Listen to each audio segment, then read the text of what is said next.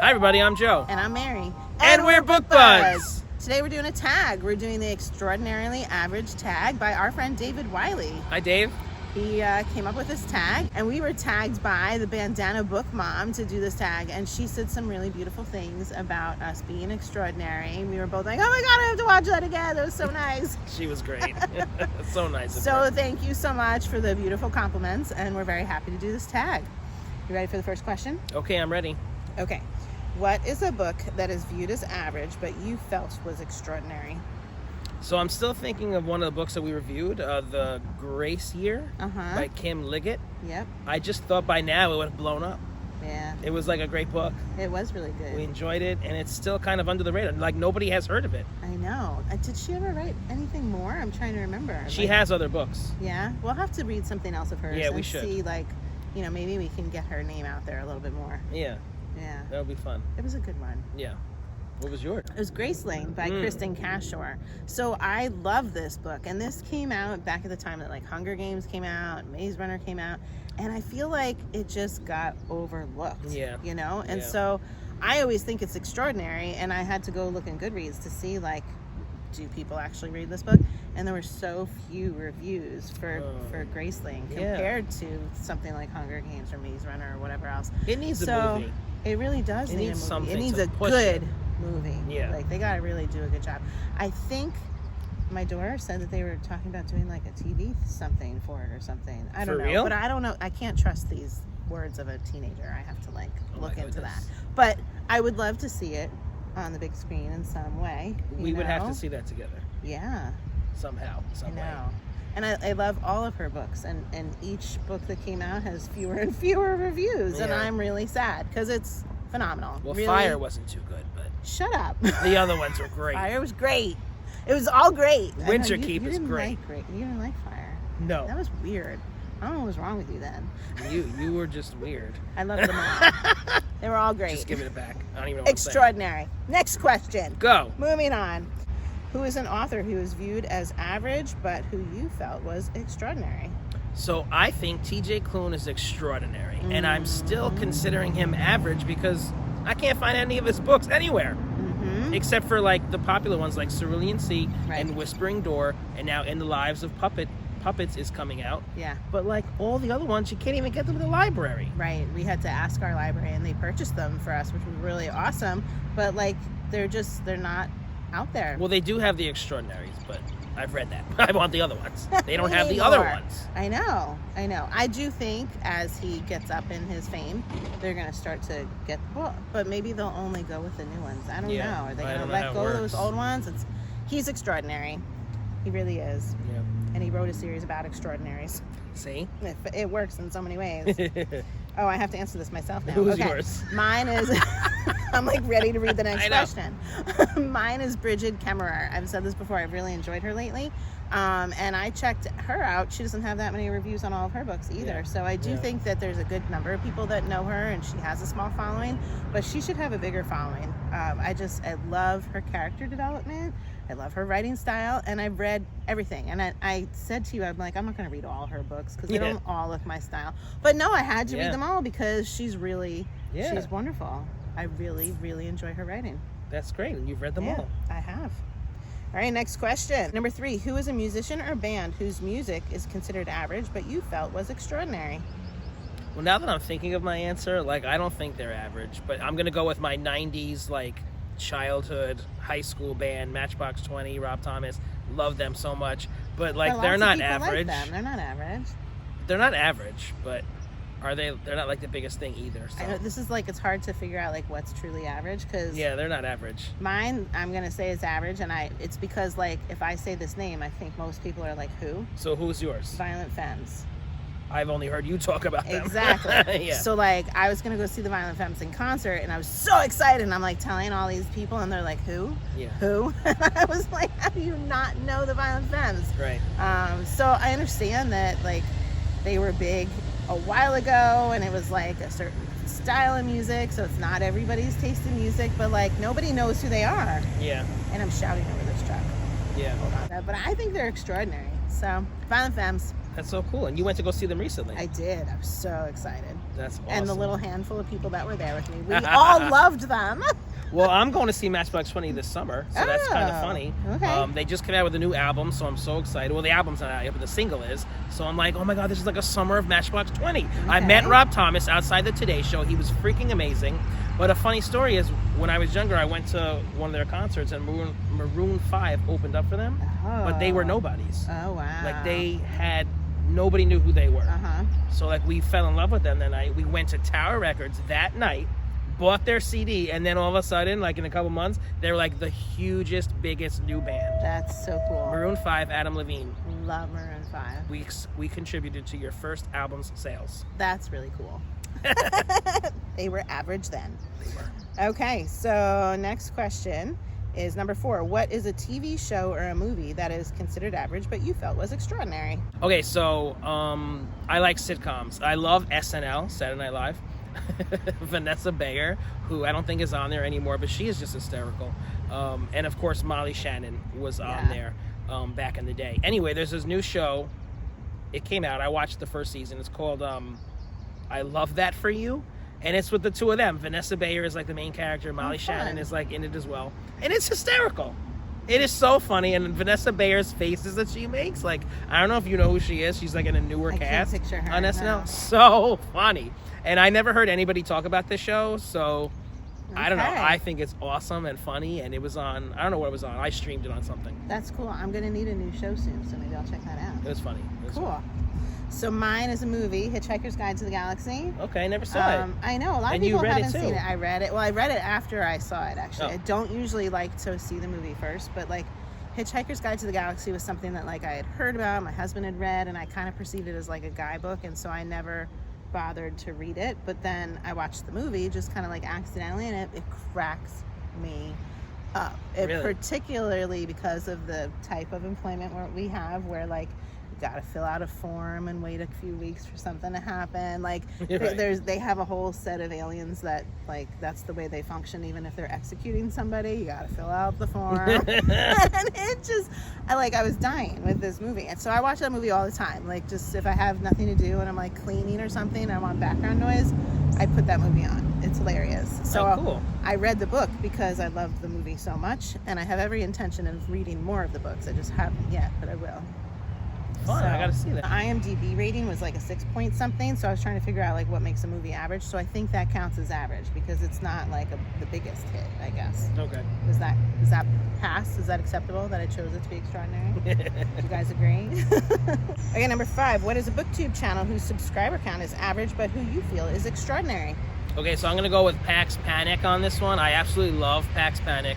I'm surprised she doesn't have a lot more followers. I think she has about 700 something maybe. Mm-hmm. And like her channel is just so funny. She has this awesome like green lighting that just sets the mood. She loves green. She loves green. She does this horror poetry reading. Poetry panic. And her voice is just awesome. Like she really nails the rhythm of the stanza. You go, girl. Like she has it. Mm-hmm. She has it. And I love when she curses.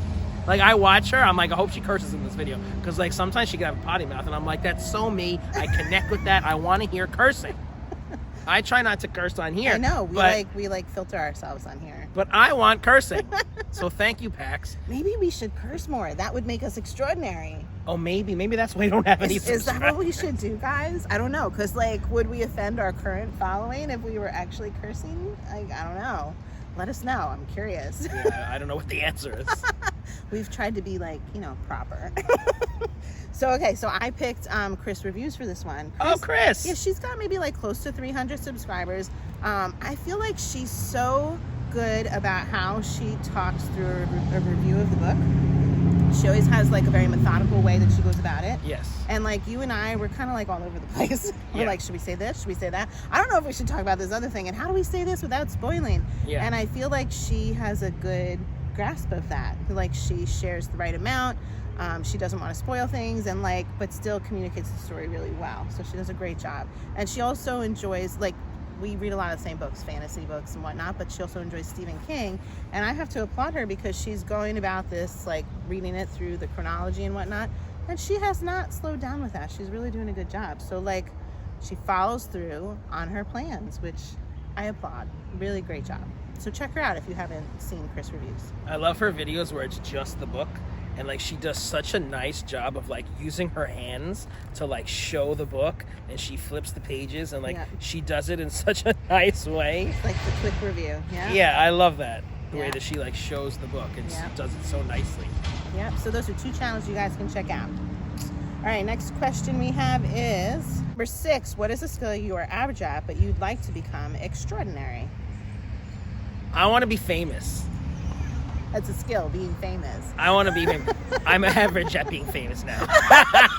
I'm not too famous, you know, but I want to be more famous. No, I want to be like a singer and a I almost said dancer. I got that part. You are a dancer. I mean, I could always be better. But I want to be a singer and an actor and a dancer, a triple threat. I want to be on Broadway. That would be awesome. Or in the movies. I do think that our acting skills are maybe below average. Right. Those are below. Yes. And my singing's not average, but I would like to be better. Okay. You should take singing lessons. I tried that once. Oh, okay. Maybe this dream isn't going to come true. It was a good experience, but it's hard. Yeah. It's very hard. The tongue and the shape of the mouth and the breath and the diaphragm. I'm like, what are you saying to me? Like, what do you want me to do? It's like, whatever. Not for you, but you wish. I'll try. So, I mean, I just put crochet. I know I've talked about that before, but like... You are not average at crochet. I do think I'm average. She's not average. I'm very average. Because I make beautiful blankets. I'm very skilled at making beautiful blankets. Beautiful's not average, okay. But I can't do these little, like, animal things. They look crazy. I can share a picture here. Crazy. Of a rabbit that I made. Did I show you that picture? Wait, are the eyes different? Yeah, the blue rabbit.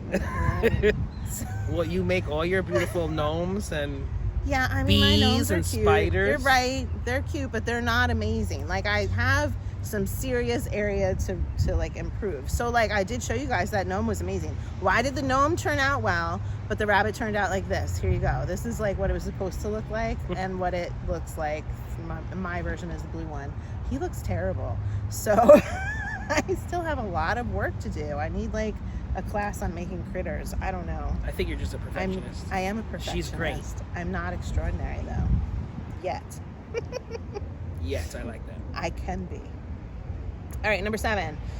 You find a time machine that will take you back in time for a day, but the day you select must be an average day. Where would you go, and what would you do to make the trip extraordinary? Okay, so I want to go to Italy. Okay. I've never been there. Uh-huh. My family is from there. And on an average day, okay, let's make it extraordinary.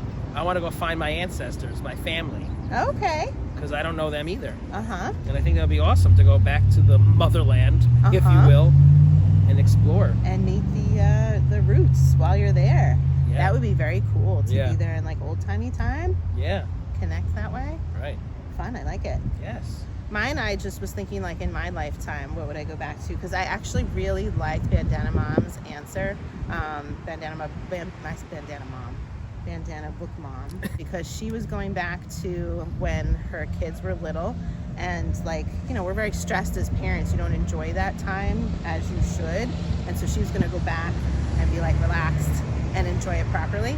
So I was trying to think, well, I would just do the same thing, but I decided I want to go back to a time. There was like this one specific day when I was in my internship program for grad school, and my husband and I were thinking about having a family. We were like, maybe we should start having kids, and we were both like right there. We had spent a lot of years already, just the two of us, and we're like, we're ready.